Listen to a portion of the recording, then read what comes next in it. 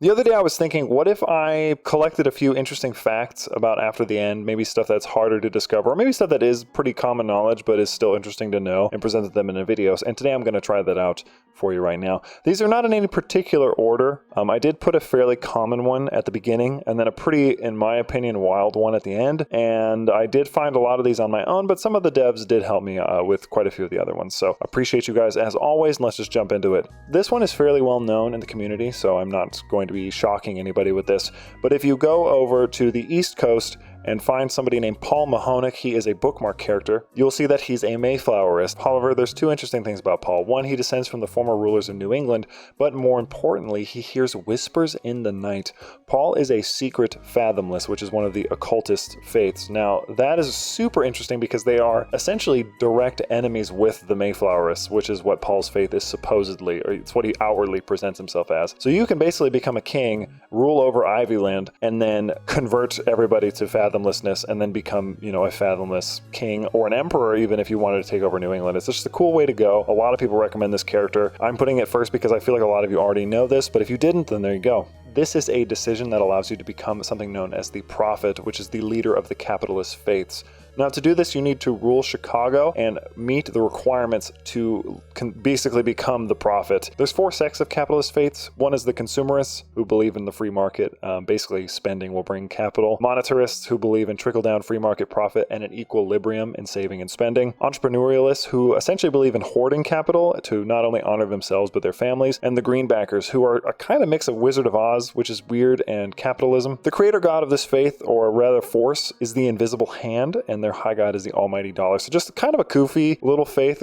This one's also fairly well known, so again, I'm starting off light here, but I like the idea of being the prophet and just, basically taking over the middle of the potentially the middle of the US, maybe even all of the US if you want to. I mean, capitalism has to grow, right? So you can do with that what you will. There's over 20 variations of Catholicism. In fact, we were just talking about one. The current leader of Chicago is a Conclavian, and there's various other ones from the Ursulines and then a bunch in South America. But did you know that the particularists down here in South America are probably the closest to the true Catholic Church left in the New World by order of succession, basically? So basically, a particular church is one that is headed by a bishop or equivalent, and they're considered independent by the Pope, and are authorized to hold their own votes, their own sacraments, their own basically anything. They're legally licensed, to put it in easy to understand terms, churches that are basically a branch of the Catholic Church, but they are still the Catholic Church. The largest of these that exists, which I believe the particularists fall under, is the Latin Church, which currently today has roughly 1 billion members in it. 1 billion members, and has been in operation since the 1st century AD, so a long time. This basically means that the line of spiritual leaders from the event for the particularists is closer to the Pope than, say, something like the Conclavians, who basically just said they saw a miracle and then had that meeting and declared themselves the head of Catholicism in the 22nd century. However, little asterisk here, if you are a fan of the Ursulines, then you don't need to be sad, because technically you're also right, because they don't recognize anybody and they're waiting for word from the Pope to decide what to do. So they're kind of correct too. Did you know that English, referred to in-game often as Englic, has been split into various different languages in After the End's world? So these range from different languages like Yankee up in the New England, and then you have like the Iron language in the Buckeye region, or the Californian language over in California. Essentially, what this means is that, much like Latin, they've sort of broken off so much from dialectics into their own languages, like what the Romance languages became. So rather than, it's very likely that some of them would be able to understand each other, but it's also very likely that somebody in, say, the West Coast would have a harder time understanding somebody from maybe like Florida. Even though they would technically have the same umbrella language, that doesn't necessarily mean that they'll understand each other perfectly.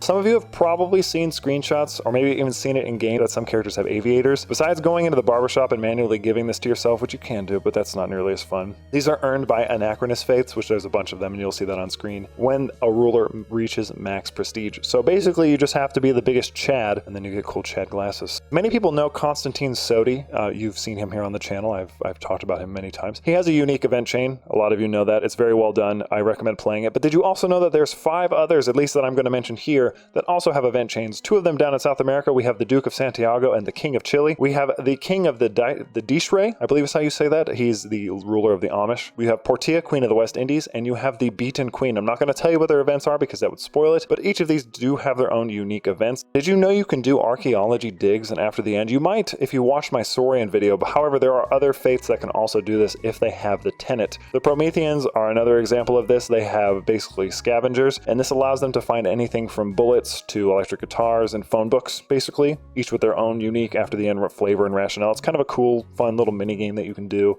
and sort of adds a lot of flavor to these faiths. There's a similar thing to this, and this I'm going to count as its own as well. This is in the same vein. There are also certain cultures in game who get access to whale hunts. There's other events other cultures can do. I'm going to highlight on whale hunts, but this isn't the only one. It can be quite lucrative to do these, and it's a repeatable decision. I know of some in Alaska, but there's likely others out there for you to find. This one is less of a fact and more of a call to attention on some of the interesting faiths I've found. So a lot of you know about the Gnarlists of California and the Mexican Baja, which is an athletic faith centered around surf culture. But did you know there's also a Stokist faith, or one that is centered around ski culture, that you can also unlock? Or what about the faith dedicated entirely to wine culture in Argentina, known as Vendima Sol? Or the Mayan faith, which was founded by a Viking, I guess, and worships Odin, whose symbol is his two ravens, Hugin and Munin. Or what about the pirate faith in the Caribbean and Bermuda? Speaking of faiths, a lot of this is about faiths, in case you didn't notice. Some of you know my favorite faith in-game is Galvanism.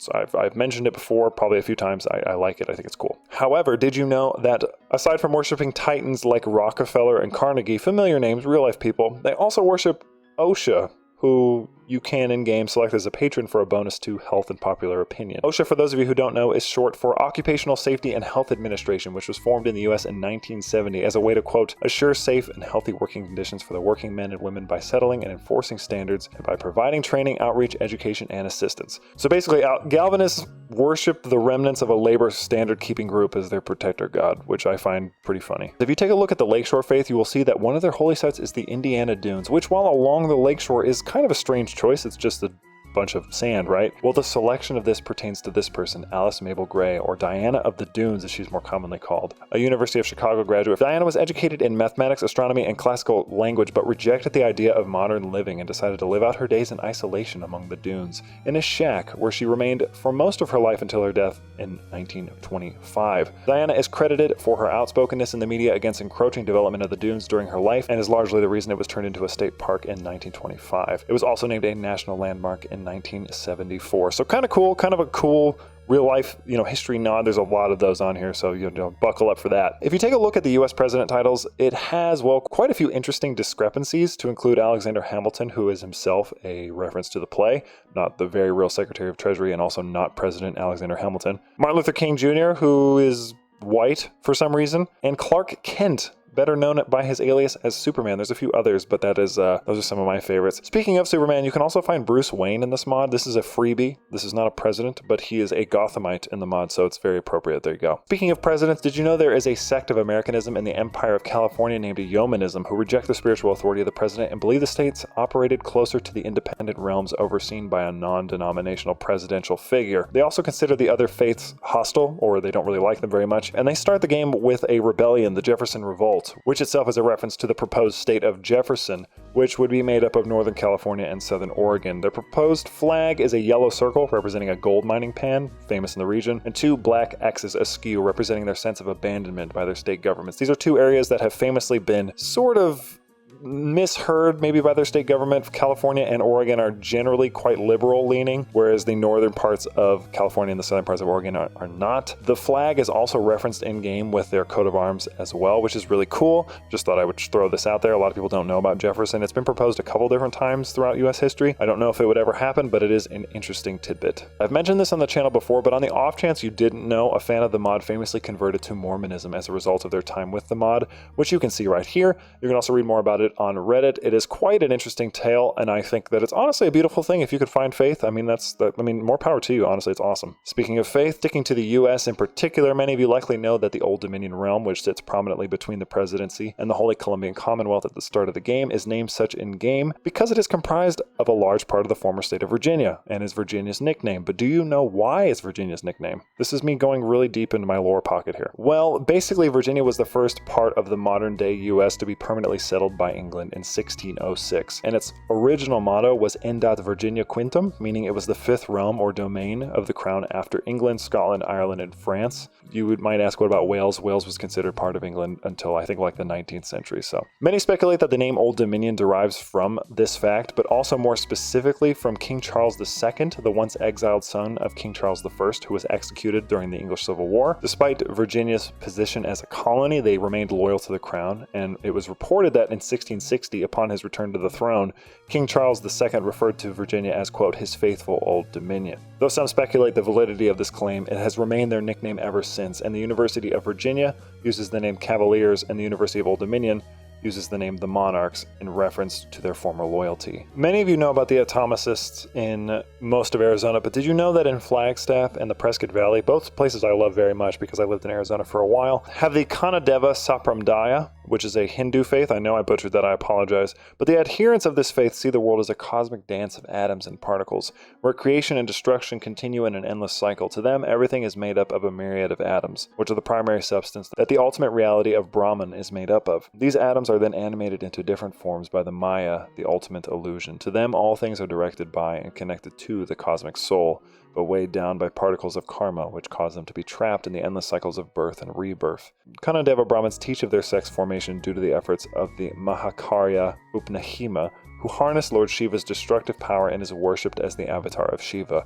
By properly harnessing the power of the Brahmin and the destructive power of Lord Shiva, they can possess superpowers, power flying cities, and eventually realize the true nature of Brahman to attain moksha. I did not say that very well, but I think this is a really cool faith. I think they have probably the coolest faith coat of arms in the entire game. It's absolutely sick looking. And it's also interesting that there's a Hindu faith specifically based in Arizona around all these other atomicist faiths or Zetnologists. I just thought it was a fun little call out. Canada is featured prominently in the mod and has a variety of interesting faiths and mechanics, one of which is a almost universal reverence for this man, Terry Fox, who was a Canadian humanitarian who, after having his leg amputated due to cancer, decided to embark on an east-to-west run across Canada to raise money and awareness for cancer research. This was known as the Marathon of Hope. Unfortunately, the spread of his cancer forced him, after 143 days and 3,339 miles, to stop the run just outside Thunder Bay. Terry lost his battle with cancer on June 28, 1981, at the age of 22, but is remembered as a modern Canadian hero, and in-game is honored by virtually every Canadian faith system, from the Ursulines, who worship him as a saint, and the Veteranic faiths, who revere his final stop at Thunder Bay as a holy site. In Brazil, there's a family known as the de Bragança, who many would assume are the same family that ruled Brazil in the 19th century, if you're familiar with Brazilian history. However, this is not actually the case, I'm told by the devs, as they're actually named for the county Bragança Paulista in São Paulo, Brazil, and are actually a minor branch of the Paulista dynasty. There is actually an old living member of that de Bragança dynasty in Petropolis, who is Isabel de Orleans, who begins the game with a weak claim to the empire itself, which is kind of cool. This one's going to be a bit of a deeper cut, and this is also our second to last one. So if players who make their way up here to Kenai in Alaska will notice that the ruling family that lives here is the Valdez, which you're probably wondering, why is there a Spanish-sounding name up here in Alaska? Well, specifically, it's because of this man, Antonio Valdez y Fernandez Bazan, who was a Spanish naval officer in the 18th century. He basically did a bunch of stuff. He became the Navy minister for the Spanish Navy. He also was a member of the Order of the Golden Fleece. And so just a very impressive naval officer all the way around. There's a bunch of places named after him, from the Valdez or Valdez city in Alaska and in Florida. There's also a bay, I believe, in British Columbia named after him. And more famously, more recently, there was also an oil tanker.